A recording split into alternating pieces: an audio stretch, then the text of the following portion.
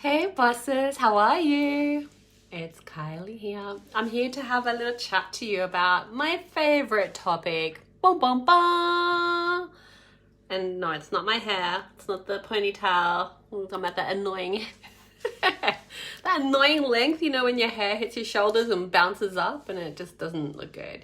No, I'm talking about self-doubt. I'm talking about confidence. So, self-doubt, confidence, they're two ends of the same spectrum. Courage, confidence, doubt, they're all connected to one another. And we can think, oh yeah, well, I guess I just need to stop doubting myself, right? Like we kind of we become aware. We're aware of times when we doubt ourselves, where we might hold ourselves back. But, in the greater scheme of things, we get by, right? We think that maybe, it's not that big a deal. Everybody doubts themselves. And yeah, having more confidence would be nice. That's a nice thing to have, but it's not, it's not a pressing need for some people, for a lot of people. But, the thing is, that's because we tend to live where we gloss over. We live in a way of glossing over. We gloss over the surface of things and we don't really take a moment to consider what our self-doubt or our lack of confidence is costing us.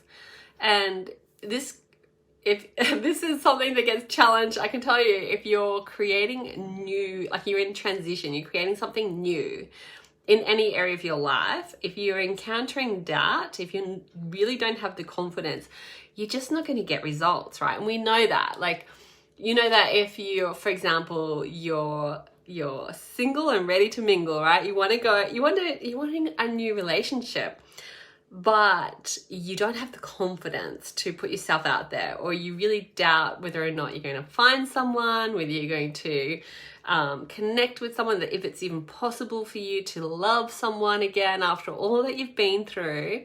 Ask me how I know. But your doubt is going to take you out of the game completely, right? And it's the same, if we were going, all right, I know I want to do something with my health. I have a health goal. I really would love to, commit to a program and really focus on my health and get my health looking, in a better place. And then we're going to doubt straight away, but do I have what it takes? Am I going to be committed? Am I going to stick with the program, or is it going to be too hard for me? Is it even the right way to do it? Straight away, our brains, our doubts, our fears, straight away comes and takes us out of the game. And do you think you're going to stick to that program? There's too many questions. There's too much unknowns, too much uncertainty, and too much doubt in our capacity to do what we thought we wanted to do. Yes, I wanted to have a better relationship with my body and, maybe fit back into my old clothes, but I just couldn't take that next step. When it comes to our businesses, oh boy, oh boy. When you're self-employed and you're the head honcho and there's no one there checking on your work and holding you accountable, it's so easy to wiggle out of our intentions. It's easy to wiggle out of our decisions, I'm going to do post on social media every single day this week, or I'm going to follow up with that person who, had an inquiry and I didn't hear back from them. I'm going to follow up with that person. Yet, straight away, we can go into doubt. Or what if they don't really want what I, maybe if they don't want what I offer, or maybe it'd just be annoying. If I follow up with them, it might just be annoying. Or if I post every day, it might be just annoying. Or if I post every day, I don't think anyone's ever watching or listening or looking at it. And maybe people don't like what I'm posting, straight away. It's we straight away will take ourselves out of the game. And again, if we don't have someone holding us accountable other than ourselves, then guess what? We just nothing to see here. No one's holding us accountable. So why would we, address that? Why would we address that? No one's making us look at the fact that we didn't keep our word. No one's making us look at the fact that we don't seem to believe in the value of our offer, or we don't seem to believe in that our clients have a need that we can fulfill, right? So we just left to our own devices. That's terrible.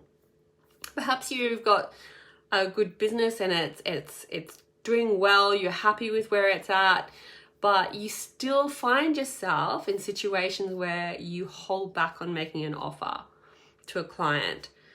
You hold back on launching a new product because you're just not sure how it's going to go, and it's just there's too much uncertainty there for you to put yourself out there.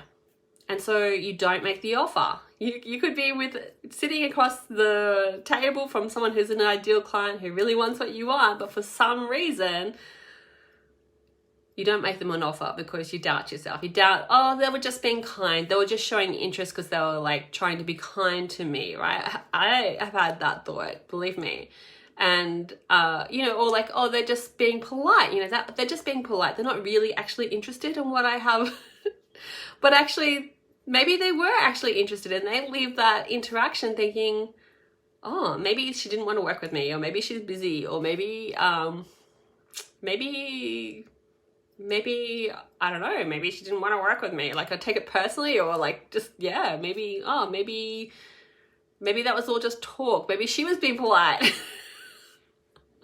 So we can do that, right? So the cost, there is, if you think back on all the times where you were talking to someone, you're fielding an inquiry, maybe it was an inquiry that came like not through your normal business communication, it was something that you met at a barbecue or at your kid's school, yet there was a definite interest there and you didn't give them a card, or you didn't get their details and to come back and follow up with them.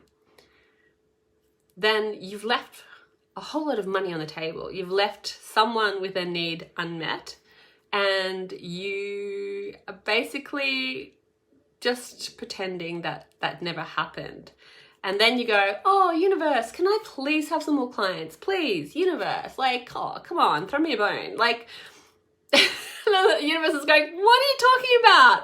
I organized that barbecue for you and you just totally ignored it. Like, what? So, if you have beliefs that say following up with an inquiry or following up on interest is annoying, and that people are only listening to you because they're being polite,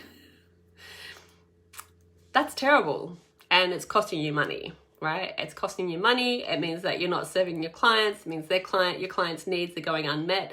It means that they could go to someone who will only do a half-assed job compared to what you do. And so, yeah, that's not great, right? Another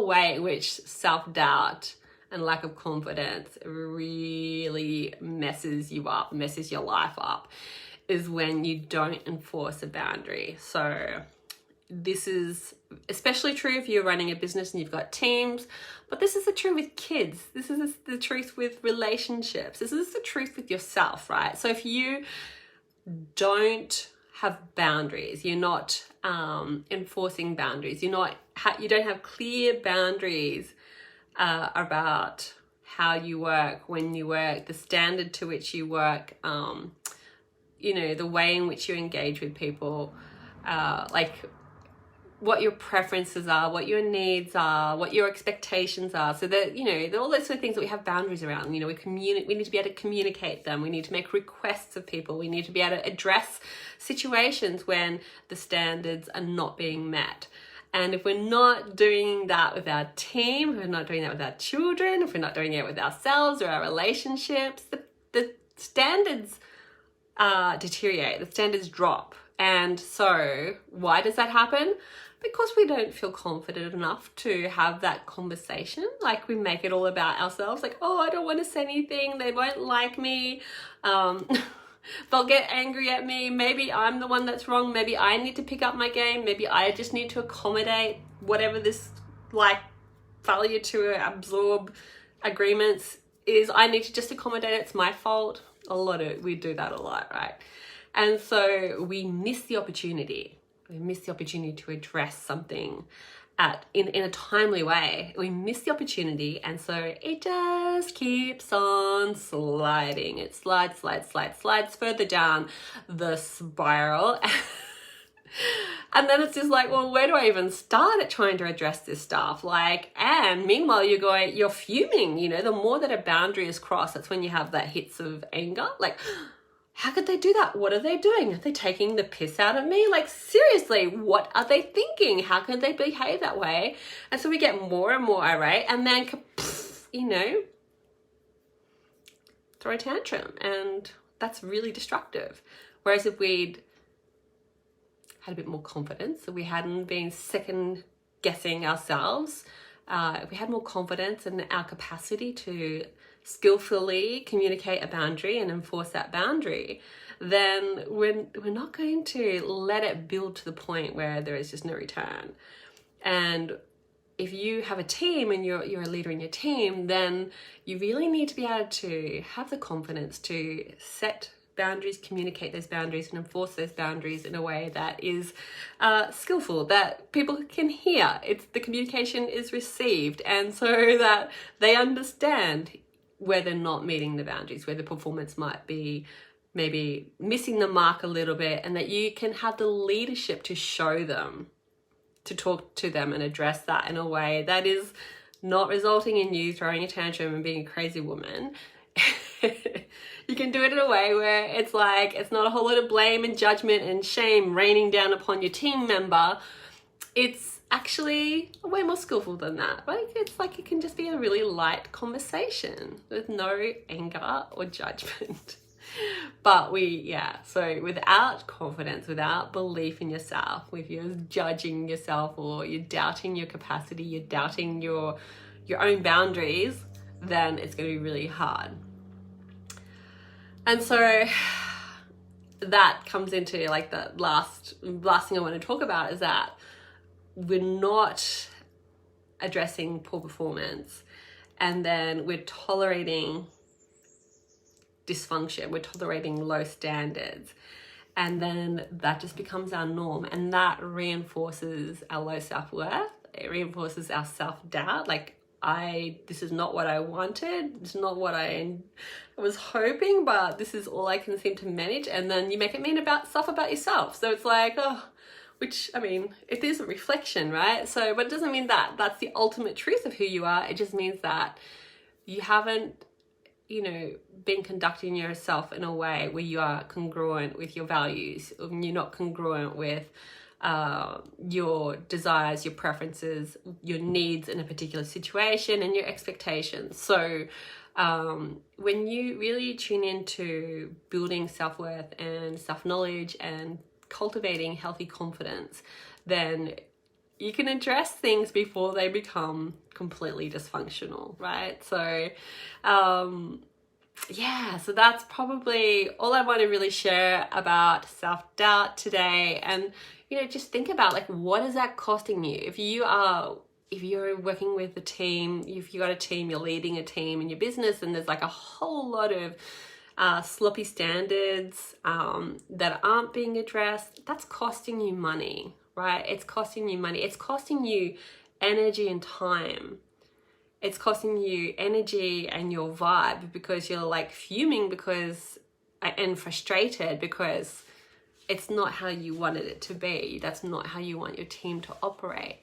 And, if you're not enforcing the boundaries, then it's it feeds on itself. If you're letting things slide all the time, then it's no one's going to take you seriously.